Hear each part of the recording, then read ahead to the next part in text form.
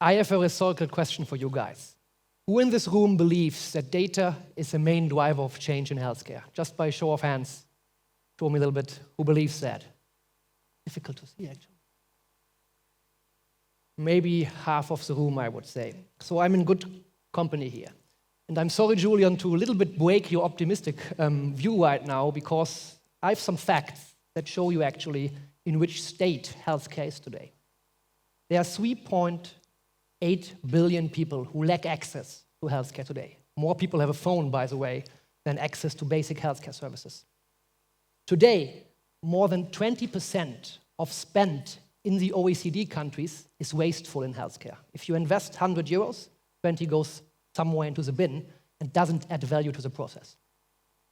If you look into quality, actually, after cardiology and after cancer, medical errors are said to be the third reason of death in our sector. It doesn't matter where you are in the world. It doesn't matter how rich your country is.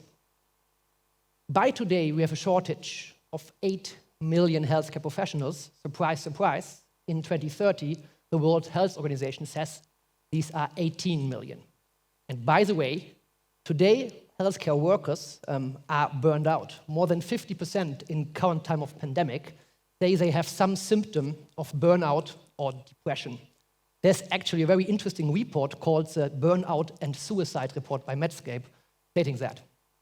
And then another important fact is that COVID basically pushed all of the selective surgery out of the hospital in the last 2 years. And we have a waiting list just in England of 6.1 million. So 1 out of 9 people wait for treatment. So why do I paint this doomsday scenario here? Very easily, because I believe to drive innovation, mankind needs this kind of push. I think Elliot in the first panel said this, that it's all about storytelling. I believe this is a good purpose that we could all align on. This leads to the question at the end, is the current way how we provide healthcare broken? Is our sector broken? And I believe these figures say exactly that, which is good for us because we have a job to fix that, right? To be a little bit more positive, there are a lot of drivers that can help us to change things. I think, Rost, you had this nice little slide in the morning. I have to somehow get your PowerPoint skills. You talked about silos. Today, a normal hospital provides 50 petabytes of data, produces this every year. If you ask yourself how much is that, I did myself the calculation to find out by comparing this to books. If you would capture this amount of data in books, how many books would you need? Any guess? Just shout out. 10 million? Go up. How many? 1 billion? We're getting closer? Up. Ah, that's too much. You would need 8 billion books to capture this amount of data. Now, if you are searching for this one line in these 8 billion books that helps you to take the right decision, difficult, right? And that's exactly what healthcare professionals face every day. And here comes the crime at the end, going back to your slide, Jose. All of these data points are somewhere in a siloed environment. They are not used at all today. Basically, we use just 3% of these data points to improve healthcare. So in today's world, healthcare professionals, healthcare organizations, which are our main customers, are basically data-rich, but insight poor. If you now go on and see what else gives us tailwind, here are 3 of the main developments I believe are very important at this point in time. One is we see a lot of new care models popping up. And telehealth was mentioned in the morning, I think, by Rachel as well, as one of the main ones where this gets tangible. In the past, every healthcare professional would have said, I have to be at the bedside to care and to cure, right? Today, this is different. We all saw in the last 2 years it is not that bad to take any kind of teleconsultancy and you get the input you need. If you see the industry by today, it's 17.6 billion invested in this industry. Another very interesting report I read on the way here is basically from McKinsey. They say, if we apply digital technology and if we at the end also get digital literacy established in patients, we all would get 6 years of life additional to that. Another point was also, another development which is for us as industry quite interesting, but also somehow threatening, are the new entrants, I believe. I call them frenemies. I don't know if they are friends or enemies. The Amazons, the Googles, the Microsofts of the world, they are all flirting heavily with healthcare. On the other side, we see a lot of startups coming into the sector that teach us, as traditional companies, basically to adapt and to basically be open. And what I found very, very interesting this morning is basically the presentation from BioNTech, where I went like, they went through something we need years in just a couple of months, right? And that's something what we have to for sure look into. And the last one is record investments at this point in time. Every government is pulling a lot of money into digital transformation.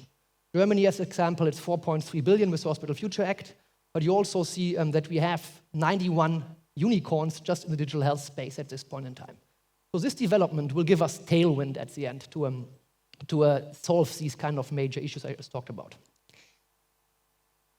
I believe in the future, and I talk about healthcare professionals and hospitals, which are, I work for GE Healthcare, which are our main, let's say, customers. There's just one type, if we talk about a segmentation, who will survive in the future. It's hospitals that combine clinical excellence with data science. Why that? I talked about that. You have all of these data points out there, but you don't use it right now, and you don't basically get the insights or the nuggets of wisdom you would need to free up time of healthcare professionals, because that's what's needed in our sector. In a shortage, first, secondly, with them spending today just 17% with patients.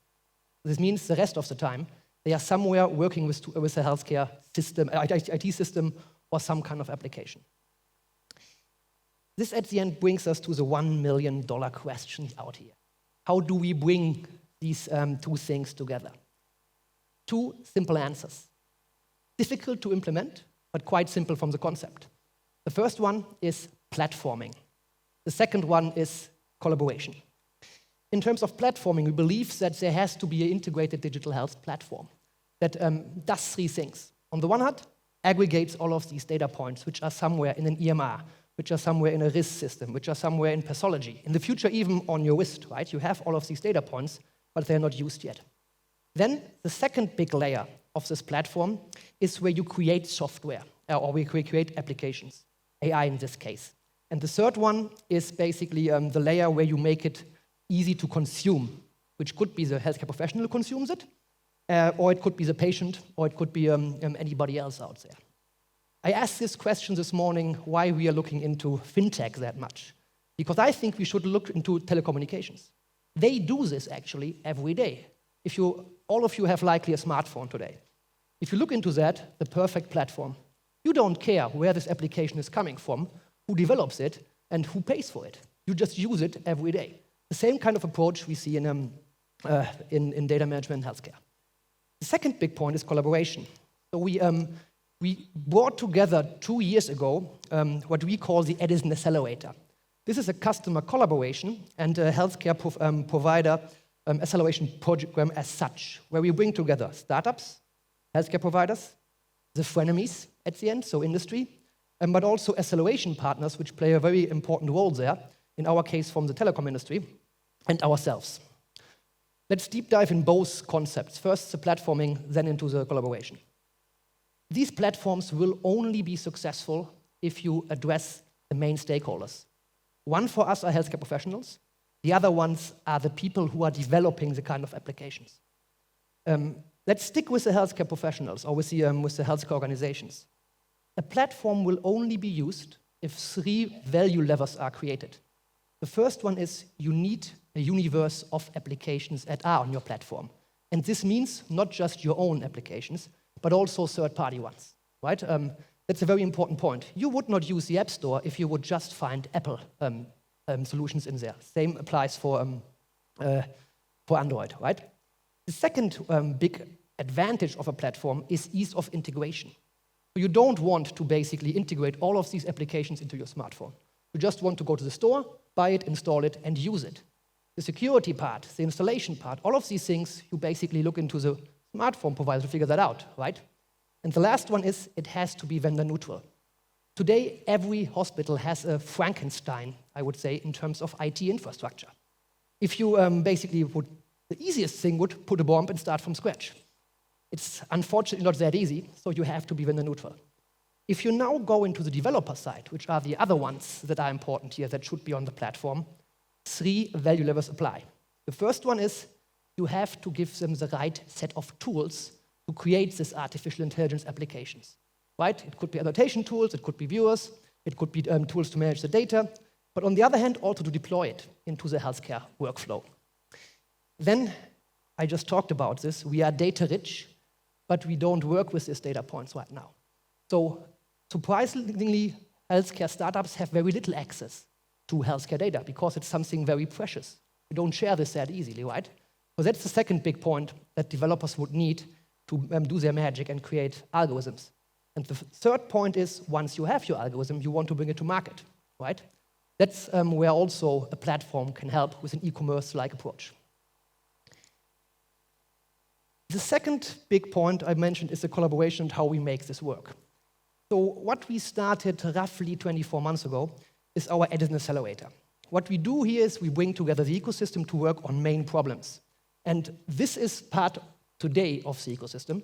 There are still bits missing like academia, like patient associations, but we are building this as we speak. The first critical point are startups. What we did in our first cohort a year ago, we focused on startups which are market ready. So not ideation, these are all software companies which actually have an offering today.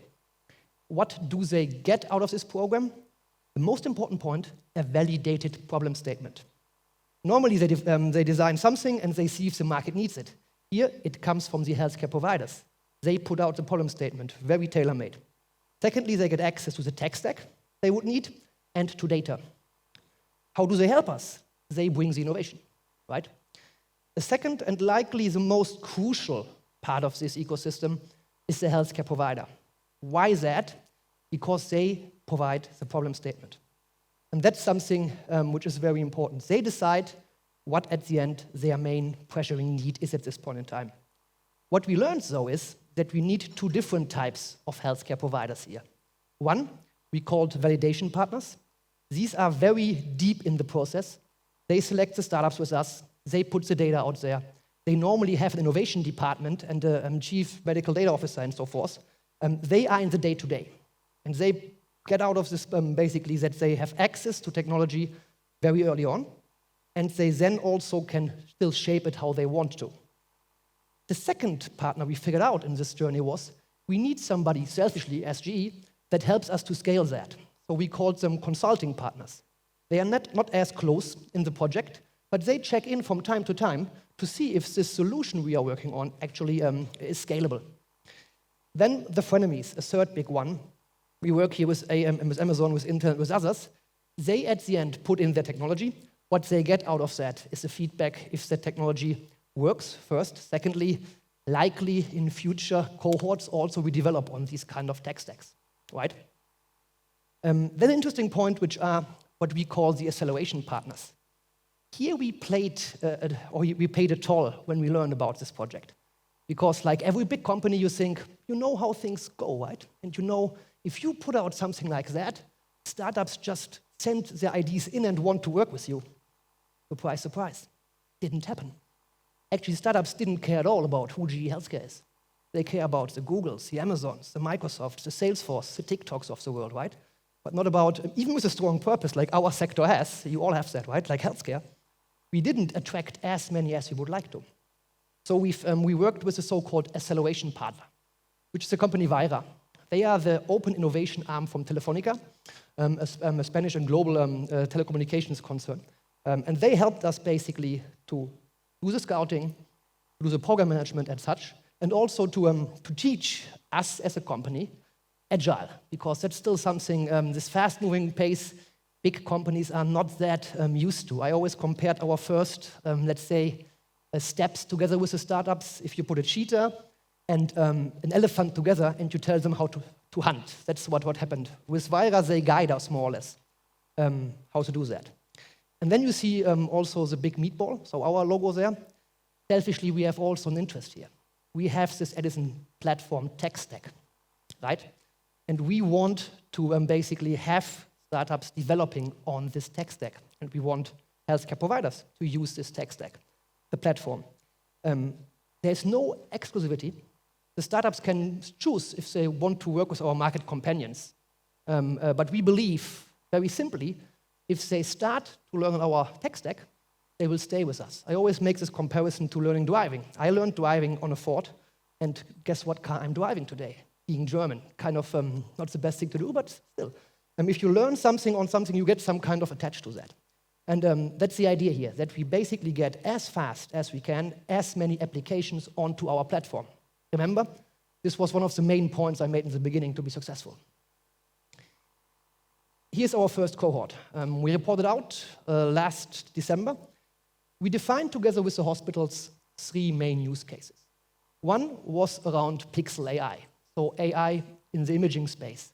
We tried to understand what can we do to basically get these 2 startups. They have applications, Procedure Medical in the prostate cancer state, and Radiobotics works in the MSK world. How can we get them seamlessly into the radiology workflow? And we partnered them with EMRAD, which is one of our biggest customers out there. And both of these startups now part of our value proposition today. The second talk track, use track, was more around eliminating waste. I said there's a 20% of waste in there. This was the main idea. How can we use AI technology to basically cut this waste out of the oncology care pathway? And we partnered here Sprite, which is an image recognition chatbot technology and also a scheduling technology, with My Clinical Outcomes. This is a PROMS provider, so patient-reported medical outcomes, and Allianz Medical, which is one of the largest chains out there in Europe, to work on this problem. They are still in working mode, and we expect basically to take both of these startups also into our value prop in the next couple of weeks. And the last is likely the one where I'm most excited about, but the one which is also most difficult, is how can you use, at the end, artificial intelligence providers to ease the care pathway or to ease the experience that patients might have. So here we partnered Legit Health, which is a dermatology startup, has an algorithm to detect certain kind of disease on your skin, with Ribera Salud, which is a Spanish private chain, and also with the University Hospital of Manchester to figure that out. That's the use track where I'm honest, which is quite difficult because we are getting our feet wet in new things. They will be part of our second cohort, which is starting already on Monday in London. Summing up, I believe it's quite straightforward. There's not just one individual company that can solve all of these complex problems we have out there. Julian made the point here, it's always an ecosystem approach. What we learned, it has to be an ecosystem approach at eye level. Right? There's not one company dictating how things go. The second point is, if you want to make this happen, you will need the tech stack. It is just basically a thing that you need, and you need the ecosystem around that tech stack. If it comes to the tech stack, it has to be vendor neutral on the one hand. It has to have a majority of basically applications on this very soon, and you have to make it easy to integrate in your existing IT infrastructure. If not, you will fail. And when it comes to collaboration, I mentioned this before, you have to have this kind of eye-level approach where everybody brings their strengths to the table. Secondly, you need this validated problem statement. And that can, in our case, just can come from the hospitals out there. And if you bring all of these things together, I believe that magic, what innovation at the end is, can happen. Thanks.